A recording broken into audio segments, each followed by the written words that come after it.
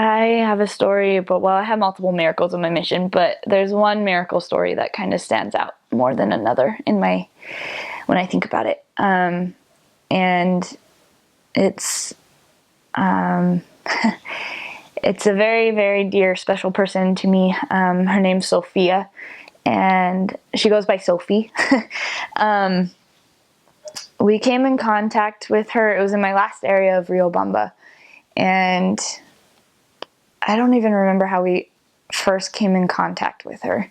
I want to say we either found her name in our area book, or the elders might have actually given us her name, but that's besides the point.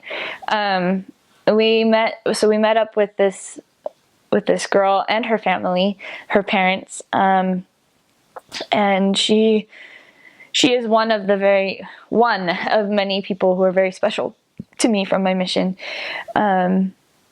She's restricted to a wheelchair. She has multiple health issues, and when we met her, she has a very special spirit about her. The very moment I met her, I knew there was something special about her, and we got to know her a little bit. And as we got to know her, this probably would have been March or April, I want to say, of 2012.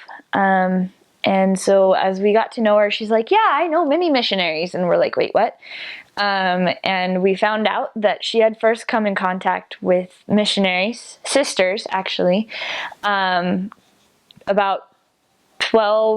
10, 12 years prior to us. And her and her family had been taught on and off during those years. And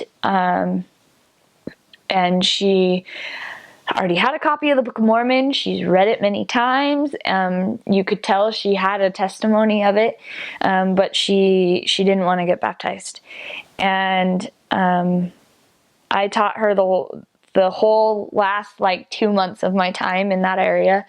And every time we brought up baptism, she'd always be like, nope, don't want it. And so we'd kind of let it go, and we just kind of keep teaching her, and prayed nonstop for her.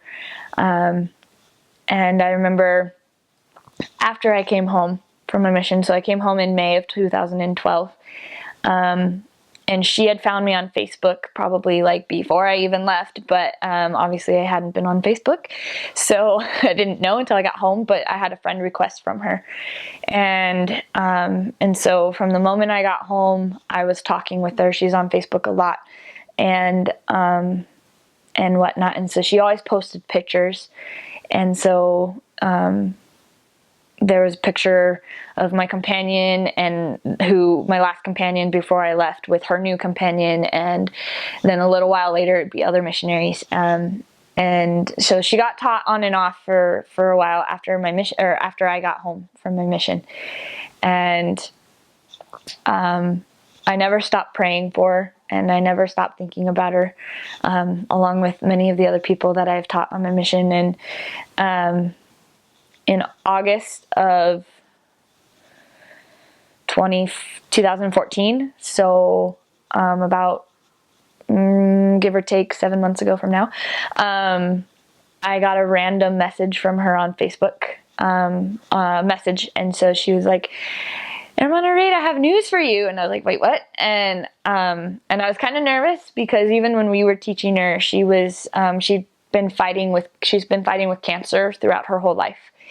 And even when I was teaching her, she had a tumor removed while I was teaching her. She had another tumor appear while I was teaching her. And so to just receive, I have news for you, I was really nervous, because more of the news that had gotten from her had been not necessarily good news. And I was like, oh, you do, huh? And she's like, yep, I got baptized yesterday morning. And I was like, wait, did I understand you right? And she's like, yeah, I got baptized yesterday, and I will be posting pictures. And she's like, but you can't tell anybody. I have to tell everybody. And I was like, okay, which drove me crazy because I wanted to tell like the entire world. So I decided I could tell anybody who didn't know her. So basically anybody who had nothing to do with the mission, I could tell them because they didn't know her, so it was fine.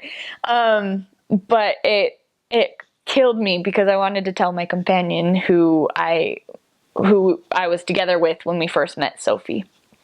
But I guess so she's now been baptized. She's a strong member and going strong, and she goes and helps the missionaries all the time.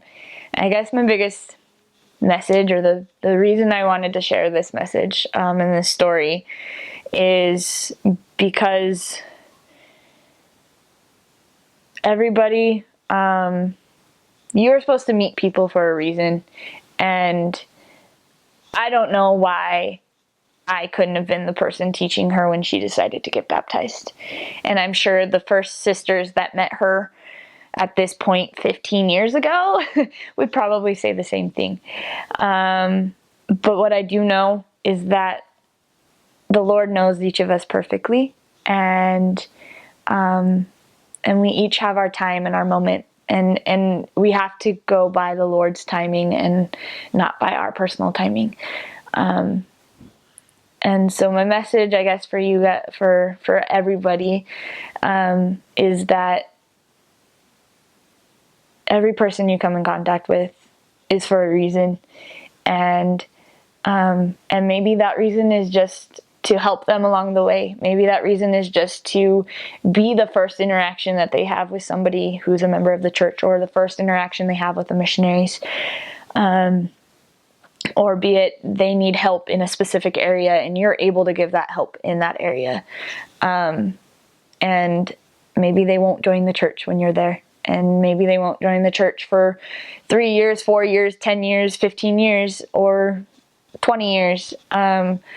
But the fact is that we have an influence on people, and especially as missionaries. As long as you teach one from the heart, but more specifically by the Spirit, and to the needs of the people you're teaching, you will have that important and that influence on them that they're needing. And maybe they won't realize it in the moment, and nor will you. But that will be there regardless. And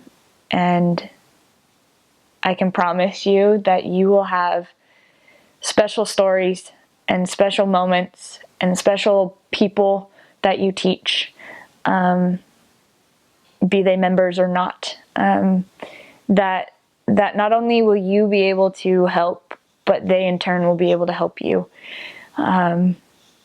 Sophie is somebody who is very dear to my heart, and